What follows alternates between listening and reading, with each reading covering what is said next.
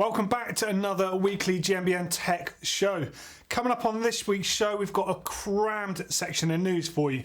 We've got news on that brand new Orion suspension system on the new Dave Weagle platform bike from Esker. We've got a Fox 36 twin crown fork. We've got heated handlebar grips. We've got all the great regulars for you guys, and we have that brand new Yeti SB150 bike right here in the studio.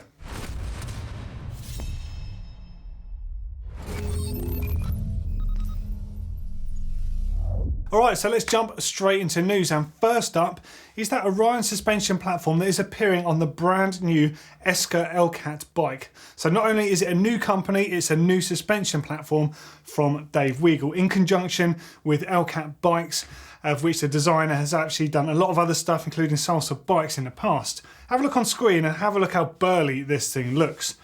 So it's a full carbon fibre construction, and the suspension platform on there, named Orion by Dave Weagle, is optimised for single chainring big range drivetrains. It's designed to cope with all the strain and all the torque that you can put through a bike. So it's a twin link system operating that shock out back. They're two short links that work to provide controlled lateral stiffness and keep braking forces in check when the trail gets rough. It provides 150mm of frame travel and is compatible with forks in the region of 150 to 160, although I'm sure you can see some people running a 170 on there. It takes 27.5-inch wheels with 2.6 tyres with plenty of clearance. As you'd expect, it's also a Boost 148 frame.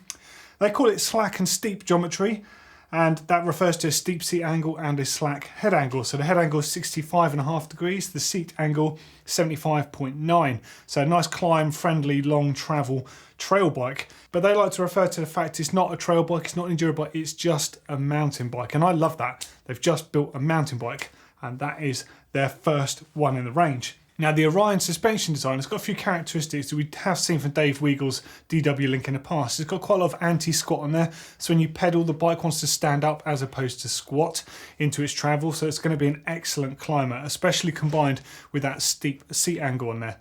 It's also supposed to be a lot more supple than some of his other designs that already exist on the market, so I'm guessing it's going to have mega traction as well. Looks like a really cool bike to me, but at the moment we don't know too much about Esker, the company itself, so we're going to do a bit more research, but have a look at it. I think it's a banging looking bike. Now, next up, we're visiting our friends over at Mojo Rising, which are a suspension tuning company and are also behind those Geometron bikes, which work in combination with Nikolai. Seriously long, low and slack. In fact, they were really the pioneers of how far that could go. Now, have a look at the bike on screen and take a look at the fork. So that's a Fox 36 on there. Looks a bit different, doesn't it? And that's because it's got their own, so this is the Mojo Rising conversion kit to turn it into a twin crown fork. Now, it's a really exciting project, and this one isn't a finalised version, but not only do you maximise on the stiffness that you can get from a fork like that, it's a lot lighter than the equivalent in a downhill fork, which would be the Fox 40. Now, you're going to be able to alter the travel. You can do all the things you can do normally with the 36, but maximise on that stronger, stiffer front end there. Now, interestingly, it has adjustable offset on there. So those crowns, they can be mounted, and they've got an insert that goes into the head tube, and it's pulled together by an M10 bolt. There's no steerer tube that runs through the head tube. So the shot on screen now is like a rendering just before they made this, and you can actually see how it works. It's a bit more, I guess, like a motorcycle design. It's very cool, and you can flip those inserts the other way around to give you 40 or 45mm offset on that particular fork design. They're also making the crowns compatible with the Fox 40, so that's the next thing to come. And as you can see, we're lucky enough to see the production line where they're being machined as we were there. Place smelled amazing, and it was so cool to see this stuff. So currently they're thinking it's going to be between 450 and 600 quid, depending on the kit options, because you can have longer air shaft, you can change various other things with the fork to give yourself enhancements in performance as well as just that twin crown system. It's available for 29 and 27.5. And I just think it's a really cool, exciting bit of kit. Someone taking something that already exists and improving it and giving it a harder use. And in case you're wondering what this particular fork might be useful for, what the guys at Geometron are doing, they're really, really pushing bike geometry. They're going for super, super steep seat angles, incredibly slack head angles. Quite often they're running a 29-inch wheel on the front with a 27.5 on the back, and they're running twin crown lightweight forks. The reason for that is all about performance. They've got a crazy steep seat angle so they can winch their way up to the top of those really steep climbs in the area that they ride.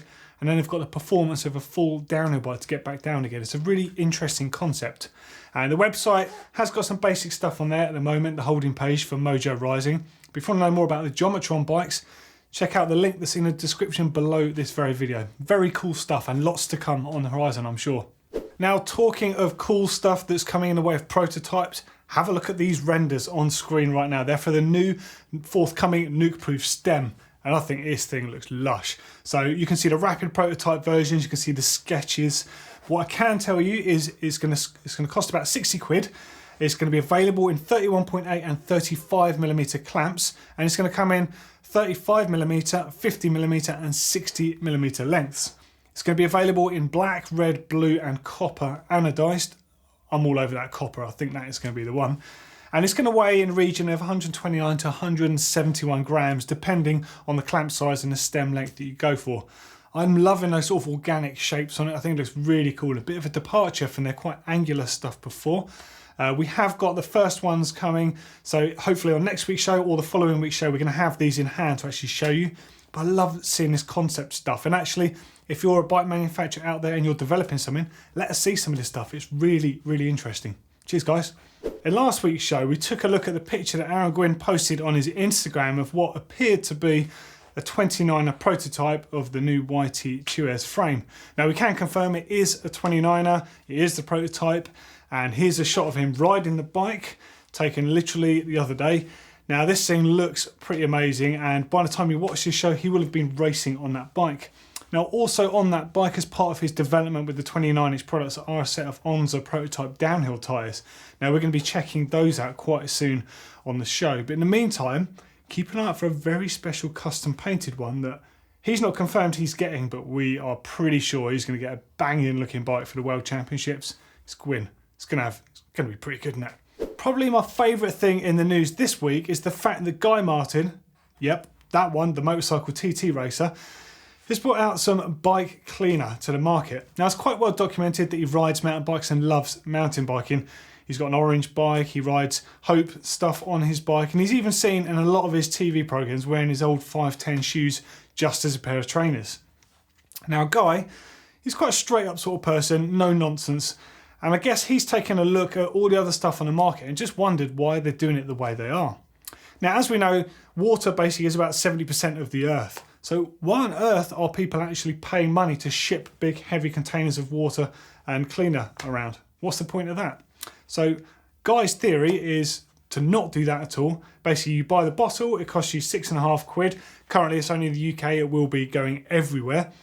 And with that, you get 2 of these little water-soluble tablets. Each one of those gives you 750 millilitres of cleaner when you mix it with water. And that's it. You keep the bottle, and when you're done with those 2 cleaning soluble tablets, you order more. And you just use your regular tap water. Job done. Far more economical to ship. It's 100% biodegradable, safe on your bike, safe on your brakes. What more do you need to know? Absolutely no nonsense. Why has no one done this before? I think it's brilliant. Let us know what you think of it in the comments below. I think this could be a winner. Okay, now finally in news is this new Yeti SB150. It's a 29er, it's running 150mm of travel out back, a whopping 170 up front. This thing is a bulldozer. Okay, so it's got really modernised geometry on here and a few really unique features now. So in the main triangle, you can fit a full-size water bottle in there, something that's been niggling Yeti owners for some time, but now the enduro thing is really set in. They've purposely given this bike room for that. It's great to have that option whether you're going to use it or not. You can always use it for tooling or anything else. Up front, it's rocking a 64.5-degree head angle on there, which is amazing with the 29-inch wheels and, of course, a reduced offset on the fork that a lot of people are choosing to have these days just to keep the handling consistent at low and high speed. It's got a 67-degree seat angle on it, which is amazing because it makes it a little bit more climb friendly. Of course, you've got to winch these things to the top of the hill before you shred back down.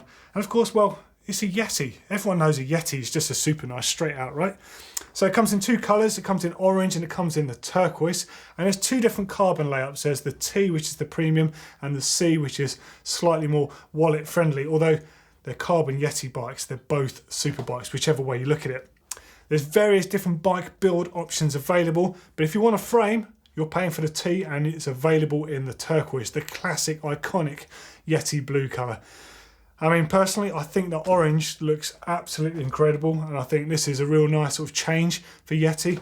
Loads of modern geometry on there. Like I said, it's nice and long now. The XL reach on here is 505, the same as my Scott, so a really modern bike. Plenty of mud clearance. You can fit a 2.5 in here, no problems whatsoever. I'd imagine you could probably fit a 2.6 in some tyres in there too. Nice rubber work on the chainstay on the inside of the seat stay. No customising needed aftermarket, it's all there. And it's got this cool rubber bumper guard on the bottom of the down tube here and on the bottom of the bottom bracket shell. And this actually pulls off to give you access for routing that internal cable for the dropper post. So it's all been thought out really nicely. Another really cool thing on the frame is the internal carbon guides, much like on the Santa Cruz premium frame. So when you set it up with internal routing, you simply just point the cable straight in, it'll pop out the other end. No messing around with having to use fancy tools and stuff to get it in there. It's just built to be set up and built to rip. I think this thing looks amazing. Now out back it's got a Switch Infinity system. Of course we've seen slightly different incarnations of this on different Yeti bikes. Most recently the sort of miniaturized version on the SB150, which of course was tucked away around the back of the seat tube there and of course had a little mud guard on it. This one is in full flight, you can see it here, but it's got this interesting link on here and they're the only people that have got this that's certified to use with a coil shock as well. So another really cool feature on there. I reckon this thing is beautiful. What do you guys think? Okay, now it's time for Bike Cave. Of course, Bike Cave is where you all send in the images of where you store your bikes, you work on your bikes, you keep your bikes, and we tuck them in to bed at night. Don't forget to use our brand new uploader service. The link to it is on the screen just below me here where I'm putting my finger, and also it's in the description below this video. It's a super easy way of uploading your pictures and we get all the information that we need to put them on the show. So don't forget to send them in. First up this week is from Johnston in Arkansas. Hey there, been viewing for a while now. Thought I should show off the home of my Jeff seat and my wife's Trek Roscoe 8. In my garage I've built a workbench and a workstation. Needed a separate place to mount a bench mount bike stand. Wound up making it nice and tall for myself because I'm 6'4". Nice little place to have friends over and work on a bike, have a beer out the cooler. All good, right? Yeah, nice. Okay, so you've got your YT box there. You've got your work mat on the floor. Liking the fact that you've built this really high sort of shelf on the wall and you've got a bench mounted work stand. That's quite a smart idea. Quite into that. That's good. You've got a lot of room in there. Nice pegboard. Smurf, I guess that's your nickname, is it? Cool little number plate there with Arkansas on the top there. Pair of bars up there too. Various Camelback water bottles there. They're good, those podium bottles. So you've got your chairs in there and you've got something to put your feet up on. I guess that's a beer cooler perhaps to fill up with all that nice cold beer. Looking good. YT always look nice, don't they? Do you know what? I've only ridden one YT. I can't believe that. I feel like I need to ride one because they're flipping cool bikes, aren't they? Also liking the hooks you've got for the wall with your wife's bike hanging up. That's really smart. I guess they're on a rail so you can slide them along, are they? That's something I'm off work this week and I'm actually finishing kitting out my place. So I might update on Instagram stories what I get up to. So keep an eye out for that. Next up, we have a video entry from Kirk in Germany. This one is wicked. Hey Dottie, this is Kirk Beecham. I'm in the Army and I'm stationed in Germany. This is my one-car garage shed that is my bike shed. Got my toolbox with all my park tools. I've got my 9er Jet 9 RDO in the stand. I used the Klug that I saw in your videos to hold up my wife's Cannondale, my son's Redline, and my sweet girl's Princess bike. This is where I do everything. I just recently upgraded the Jet 9 with XT, and there's my cross-country stump jumper FSR, but this is my shed. This one is the last one this week. It's absolutely crammed. Can't wait to tell you about it. So this is from Jonathan in Colorado. This first picture has got everything. Got a Bianchi road bike hanging up at the back there. You got your mountain bikes hanging up on the wall. You got all your tools and the back end of a Porsche. That's a recipe for a great garage and a great bike cave. So this one's super cool. So 45-year-old father of 3, learned to mountain bike in 1991 in East Burt. Now the Rocky Mountains are my playground. Lucky you. I wish I had the Rocky Mountains on my doorstep. I take my boys to the bike park as often as I can. Bike Cave submissions motivated me to reorganise my garage to accommodate more bike storage and a better workspace. Thanks, Doddy. Well, thank you. That's really cool to see that what we're doing here is influencing people out there, and it is about enjoying it more. So if you've got more space to work on stuff, that's the way, isn't it? Anyway, so Toolbox idea came from a series about EWS mechanics and how they travel. It's a Pelican case with perforated foam custom cut to fit all my... Oh, I'll tell you what, let's just look at it. This is a wicked idea. And I might have to do something similar to this soon. So I'm going to EWS finals with Neil. I think Neil's racing and he's trying to convince me to sort of mechanic for him. I've seen how he rides a bike, I see what he breaks, so I'm not that keen on doing it, but it could be a lot of fun. And I love what you've got in there. You've got loads of great stuff. Obviously, you've got a snap-on tool chest, which is just like pièce de résistance. That is the one to have. I would love to have one of those. So really nice to see that. It looks like a handmade workbench there with space for wheels underneath, the vise on the top. All sorts of great stuff. Love it. Thank you very much for sending that in, and thank you everyone for your submissions. There are so many more. I wish I actually had more time to talk about them all. Perhaps we'll have to do like a Bike Cave special or something at some point in the future. But until next week, see you later. All right, now it's time for Rewind. This is our retro throwback section of the show. We love seeing your retro related stuff. It could be a whole bike. It could be an old magazine article featuring yourself from way back when you first started riding bikes. It could be a story you want to know about how a product came into being and where it went, all that sort of stuff. If you've got anything for Rewind, send it in. Use that same uploader. The link is below the video. Please send it in. We love seeing it, and I absolutely love retro stuff. I'm sure you know that by looking at what I post on here and what I post on Instagram and stuff. Like, keep them coming. It's brilliant stuff. Right, so first up, and this one is actually amazing. This is from Mark in the Ribble Valley in the UK, and this is Boulder. So this is a Boulder Intrepid. Like, I wasn't familiar with this model. I'd seen the Boulder Starship before, which was along the same lines, and it's got a shock house in the top tube there. And look at the design of it, it's so clean. This particular one's an elevated chainstay, which was extremely popular back in the sort of the 90s. So we'd say this is a 1992 Boulder Intrepid. It's got 1993 XTR on there, Control Tech stem and post. Original nuke-proof bars, of course, because nuke-proof existed way back then. And in fact, I'm going to go off tangent after this and show you the original nuke-proof catalogue, which has got all sorts of crazy stuff in there. Yeah, I mean, it's a beautiful version of it, and you've obviously kept this in amazing condition. I can see you still ride it because you've got like a cross-mark tyre on the back, which of course wasn't period. I like to see that Control Tech seat post and stem on there though. They do look super nice. But I just love that shock house in the top tube. It's so clean. And that chainstay merging straight into the down tube. What a beautiful bike. Really, really nice. Thank you for sending that in, Mark. But just, I did have a few more entries for Rewind this week, but we're going to go big next week instead, because I want to show you this nuke-proof catalogue just on point. Have a look at this on screen now. This is ace. So this is nuke-proof from 1997. So I still remember nuke-proof from the first time round, but for a lot of people, the first time they saw nuke-proof would have been with the first mega bike. And that's the bike that Neil did the old versus new video with Blake fairly recently. But actually, they've been around for a long time. And then they've got this reactor frame and fork suspension design. It's kind of like a leading link suspension fork, much like that Gervin Vector fork. Kind of funky looking, but well, was what it was. But they were all about the hubs. So they had these titanium flange hubs with a carbon shell on them.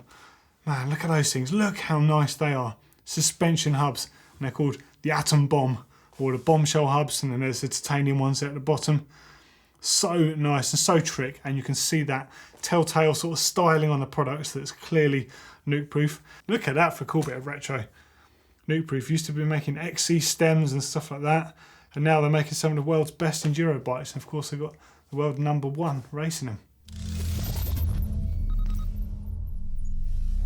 Alright, now it's time for Top Mods. This is the section where all those modifications you've been making to your bikes to improve them, whether it's as simple as a pair of handlebar grips or brake pads, or you've put a whole new front end of your bike on. Whatever it is, we want to see it because we love to know what people want to upgrade on their bikes and what makes a bike your own. All those little customizations and modifications you make really make the bike completely different to anyone else's. So send them in, same address, make sure you take some photos, fill out the form, tell us all about yourselves and what you've done to your bikes, and we'll put you on the show. So first up this week is from Adrian in Ireland, And this one is super cool, I've got to say. So Adrian, straight out, mate, this is wicked. Hi Dolly, loving the show. I made it into Bike Cave a while back and you asked what I have printed for my bike. Of course, I do remember you having a 3D printer in there. So here are a few things. This is cool. So a front axle stand on a board for transporting the bike in my car. A case for my CO2 cartridges. I absolutely love that. You should make me one of those, I think. That'd be really, really nice. I'll pay for it. I do like it. It's very cool. A cap for the bottom of the forks. A wall stand that holds the bike up by its tyre. Great for quick jobs. Little handlebar stands for when I have to turn the bike upside down. That is cool. So you don't scratch your controls. Really, really liking that. That's a smart idea. And soft jaws for the vice for holding bike parts. I hope I make it in the top mods. Damn right you make it in the top mods. So here's that wheel stand. That looks really cool. It's kind of similar to like a Klug. I think they're called a Klug, aren't they? Similar type device that pinches the tyre. Really neat, nice solution there. Soft jaws for the vice. That is smart. That's a really good idea. You can obviously buy them, but if you can make your own, make your own. That's mega. And then yeah, there's your axle holder there. That's very cool. Loving that little CO2 like wallet, I'll call it. Fork plug, that's a great idea. I guess you could also turn that into some kind of storage compartment. If that was a strong enough bung to stay in there, maybe you could have some sort of expander wedge on it on your second prototype. You could use that to store like, 20 quid up your head tube or whatever, like some stuff in there for emergencies. I know there are a few on the market that are available, but why not make one if you've got a 3D printer? That'd be super cool. Also, obviously it's nice to stop the mud going up there. Right, so next up, thank you for that, by the way, I meant to say. Next up is from Max in South Australia. I recently got a new bike and I've just been making it more comfortable for myself. I've put a rubber patch on the dropper remote for some extra grip and switched out the stock grips for some sweet ODIs, which are now brown but comfy as. Yeah, it's all about how they feel. Bike stuff's going to get dirty and worn, so don't worry about that. I replaced the top cap with an IFHT1, as well as a don't touch your brakes mudguard and a sticker for all the speed boosts. I was pretty happy to get my first go setting up wheel tubeless, as my front wheel went up perfectly with stands and a floor pump. I also replaced the dodgy rubber chainstay guard that was falling off and rubbing on my chainring with an inner tube. Yeah, not the prettiest, but you've done it really neatly, to be fair. I've seen some people just like wrap them around and just get on with the riding. That does look quite good on there, so you've done a good job there. Also chucked on a backcountry enduro strap that I won from a race I was in. Most recent upgrade was switching out my pedals for some lighter and grippier race face chesters that are working nicely. And very nicely colour coordinated to that strap as well, I've got to say. Nice work. Thank you for sending those ones in, Max. And that is it for this week. Because we had such a packed show with all that news and a killer bike check on that Yeti, you have to leave it till next week. Okay, so now it's time for Tech of the Week. And this week there has been an abundance of cool tech, but actually the thing that I think genuinely is Tech of the Week, from what I've seen, it was something Joe Barnes posted on his Instagram. So Joe Barnes, the Scottish Enduro World Series rider, rides for Canyon Bikes and various other companies there. He's made his own heated grips. Now this is wicked. I don't really like riding in gloves, and if I could keep my hands warm in winter, I'm going to do this hack. So Joe, I don't know if you're watching the show. If you do, get in touch and tell me what you use to do this. I absolutely love this system. I need to find out so I can make my own heated grips for my own bike. I think this is great. Have a look at the video. Race bike from the weekend. One of my own little modifications.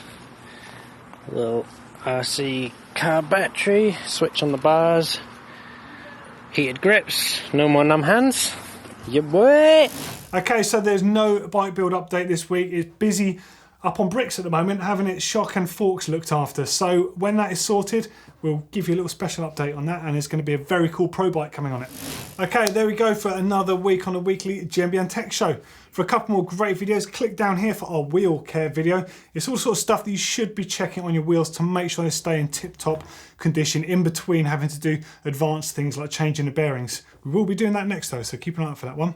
And click up here if you want to win some Look pedals. We're doing a Look mountain bike pedals unboxing. They're very cool and you can win some.